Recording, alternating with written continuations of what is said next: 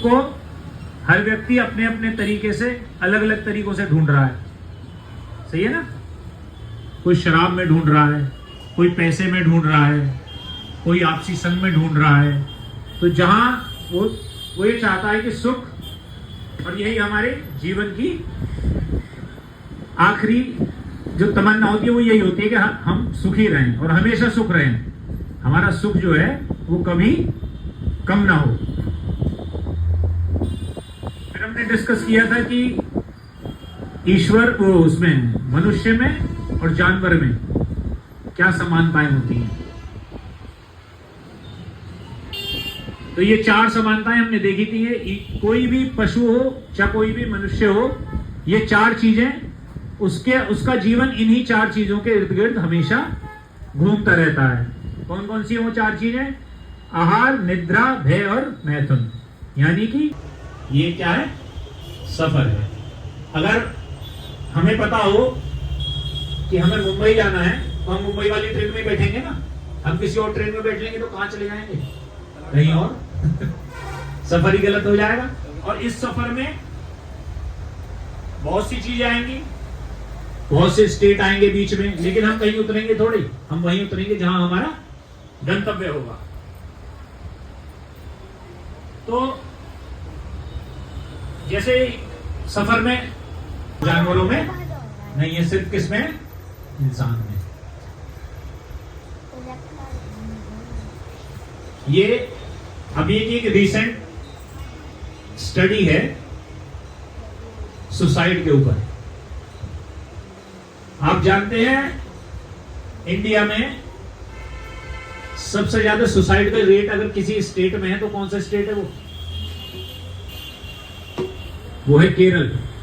और केरल को क्या कहा जाता है? भारत का आधुनिकता है। वहां क्या है? पब्लिक स्ट्रेस में है। और तो मूल चीज क्या हो गई? संतोष और असंतोष। सबसे जो बड़ा फैक्टर है इन सुसाइड्स का, जो पहली बात तो एज, जो सबसे ज्यादा एज फैक्टर है सुसाइड का वो है 18 से लेकर 45 साल। जो सुसाइड करते हैं वो 18 साल से और 45 साल के बीच के लोग सुसाइड करते हैं। और उसमें सबसे बड़ा कारण क्या है? फैमिली मैटर्स, घरेलू मामले। यानी कि हम अपने घर में भी खुश नहीं हैं। हम पूरी दुनिया में खुशी ढूंढ रहे हैं और हम अपने घर में ही खुश नहीं। हम अपने जीवन में सफलता के मापदंड क्या क्या मानते हैं? धन हो, शक्ति हो, पद प्रतिष्ठा हो, प्रसिद्धि हो, हमें सब जाने, ज्यादा से ज्यादा लोग। कुछ नहीं है, वो कभी खत्म नहीं होता। वो आनंद जो है वो कभी खत्म नहीं होता और ना कभी रुकता है, वो सदैव ही बढ़ता रहता है। प्रत्यक्ष, अप्रत्यक्ष, अभिव्यक्त, अव्यक्त, हर स्थिति में वो आनंद निरंतरता से बढ़ता ही रहता है, बढ़ता ही रहता है, बढ़ता ही रहता है। तो सुख जो है, सुख को 4 कैटेगरी दी गई है। जो सुख होता है वो 4 कैटेगरी का बताया भगवान ने। पहला होता है इंद्रिय सुख, जो हमारी इंद्रियां होती हैं, जिनको ज्ञान इंद्रियां कहते हैं। आंख, नाक, कान, जीवा और त्वचा, ये 5 होती हैं। तो इनको जो भी चीज तृप्त करती है वो क्या कहलाती है? इंद्रिय सुख। जैसे अच्छा भोजन खा लिया, अच्छा म्यूजिक। तीसरा कौन सा होता है? बौद्धिक सुख। एक ऐसा सुख जिसे हम अपनी बुद्धि के बल पर प्राप्त करते हैं। जैसे किसी वैज्ञानिक ने कोई आविष्कार कर लिया। ये सुख ऐसे होते हैं, ये जीवन भर रहते हैं लेकिन जीवन के बाद नहीं रहते। तो ये सबसे भौतिक धरातल पर ये सुख जो होते हैं वो सबसे लंबे समय के होते हैं, जिन्हें हम बौद्धिक सुख कहते हैं। किसी ने कोई इक्वेशन इजाद कर ली, किसी ने कोई, अब जिसने टेलीफोन बनाया, जिसने बिजली का आविष्कार किया, जिसने हवाई जहाज बनाया, ठीक है ना, वो जब तक उनका जीवन था, वो जब तक वो सुख उनके साथ रहा, लेकिन जीवन खत्म, उनका सुख खत्म। और चौथा कौन सा? आध्यात्मिक सुख। ये सुख कौन सा होता है? जो हमारे जीवन और मृत्यु के फर्क को ही खत्म कर देता है।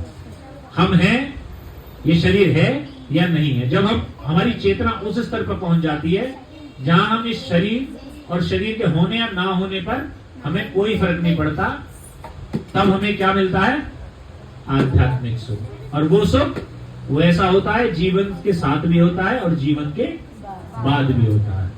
वो जहां हम ऐसा गंतव्य जहां हम पहुंचते हैं, जहां भगवान की सेवा में लगते हैं, ये सुख हमें वहां भी निरंतरता से मिलता रहता है और लगातार बढ़ता रहता है। और इसी सुख के बारे में हम चर्चा करेंगे। दुख है, बहुत तेज धूप पड़ रही है, बहुत तेज धूप पड़ रही है, तो एक कामगार के लिए तो वो दुख है, लेकिन किसान के लिए सुख है। जितनी अच्छी धूप होगी उतनी अच्छी फसल होगी। हम दिन रात विकास के नाम पर नई नई बिल्डिंग बन रही है, नई नई प्लॉटिंग हो रही है। बिल्डर को तो फायदा हो रहा है, लेकिन आम आदमी को क्या हो रहा है? जब प्लॉट महंगे हो रहे हैं, नहीं हो गए? जो जमीन 50,000 में आराम से मिल जाती थी वो 1 लाख में भी नहीं मिल रही। हम नई नई यातायात के साधन ढूंढ रहे हैं, सब कुछ ढूंढ रहे हैं, लेकिन क्या है, यहाँ से रेल की पटरी निकल गई, वहां से वो निकल गई, जो बेचारे लोग हैं उनके घर चले गए रोड चौड़ी करने के चक्कर में। तो ऐसे ही ये सारी चीजें होती हैं। बहुत अच्छा कोई आविष्कार आ गया हेल्थ के, उसमें कैंसर का टीका आ गया जी, कैंसर का टीका लगवा दो, लेकिन क्या होगा? लाखों में। क्यों है? कोई चाहता है मैं मरूं? कोई नहीं चाहता, लेकिन कोई बच सकता है? नहीं बच सकता। मृत्यु इतनी कष्टदायक होती है, इतनी कष्टदायक होती है कि ये बताते हैं कि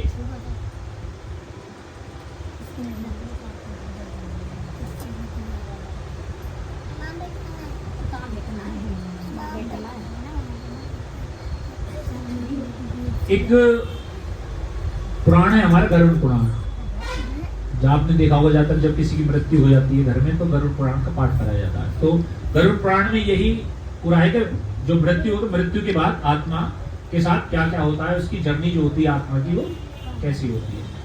तो गरुड़ पुराण में ही बताया गया है कि जब व्यक्ति के प्राण शरीर से निकलते हैं तो उसको इतना कष्ट होता है, मान लो 40,000 बिच्छू उसको एक साथ काट रहे हो, इतना पेन शरीर को होता है उस टाइम पे।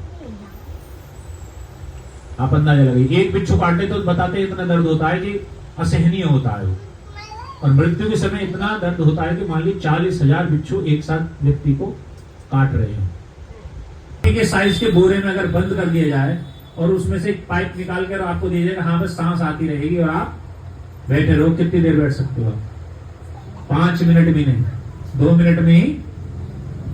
और अंदर क्या होता है? वॉर्म्स जो होते हैं वो बच्चे को काटते हैं, यातनाएं देते हैं। जब उन्हें भूख लगती है, माता भूखी है, अगर नहीं मिल रहा है तो वो जो अंदर वॉर्म्स होते हैं पेट में वो बच्चे को ही काटते हैं। देखा हो ना किसी बच्चे का जब। हरे कृष्ण। किसी का कोई प्रश्न हो तो पूछ लीजिए।